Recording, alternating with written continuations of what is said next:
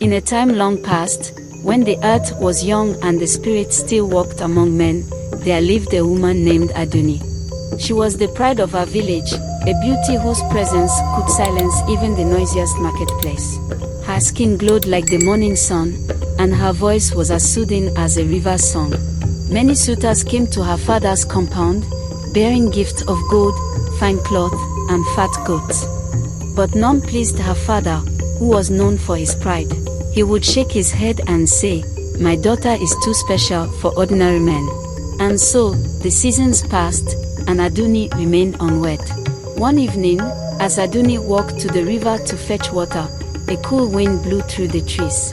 The air shimmered, and suddenly, a man appeared before her. He was tall and handsome, his skin dark like the richest soil, his eyes deep and knowing. His robes were unlike anything Aduni had ever seen, woven with silver threads that caught the moonlight. "Aduni," he said, his voice smooth as silk. "I have watched you from afar. I am Uba, a traveler from a land beyond this one. I seek your hand in marriage." Aduni's heart pounded. She had never seen this man before, yet something about him was irresistible.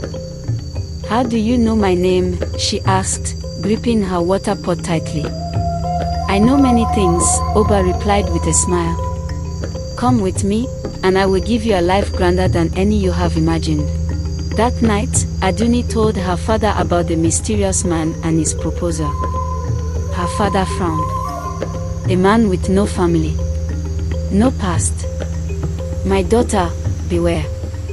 Not all that glitters is gold." But Aduni was young, and the pull of the unknown was stronger than the wisdom of her elders. The next night, under the cover of darkness, she followed Oba deep into the forest. They traveled for hours until they reached a magnificent palace, unlike anything in her village. It stood tall, its walls glowing softly under the moon's light. Servants moved in silence, their faces hidden in shadows. Inside, golden lamps burned without oil, and the air carried the scent of something sweet yet unfamiliar. Aduni became Oba's wife, and true to his word, he gave her wealth beyond her wildest dreams. She wore the finest silks, ate from golden plates, and slept on a bed softer than clouds. Yet, there was one rule, one mystery, she could not unravel.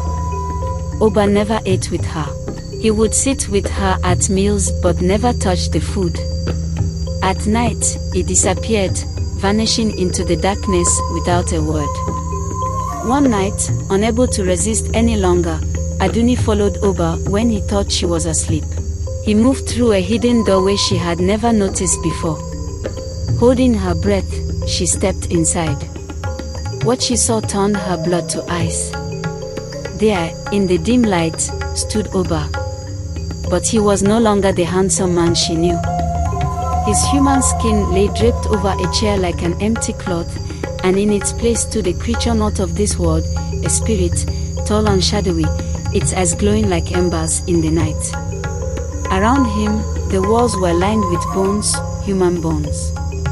A floorboard creaked beneath Aduni's foot. Oba turned.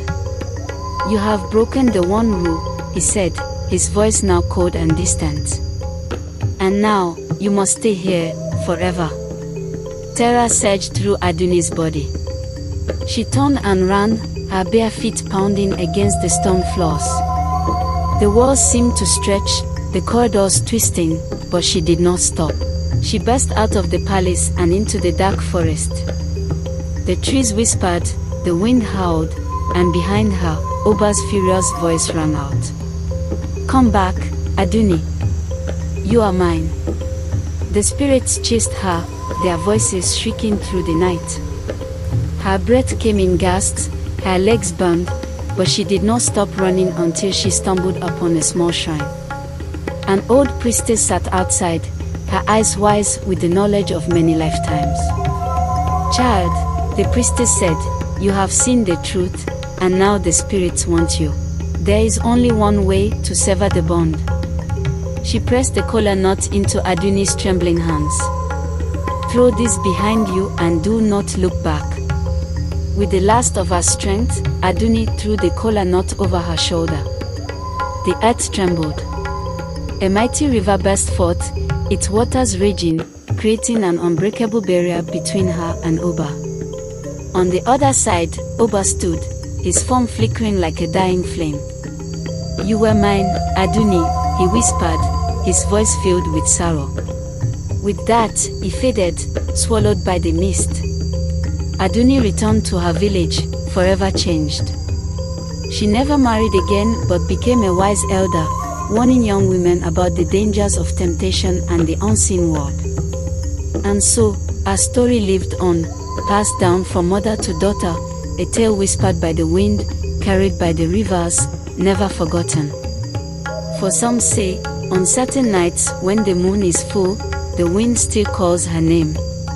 Aduni, Aduni. And the spirits still listen.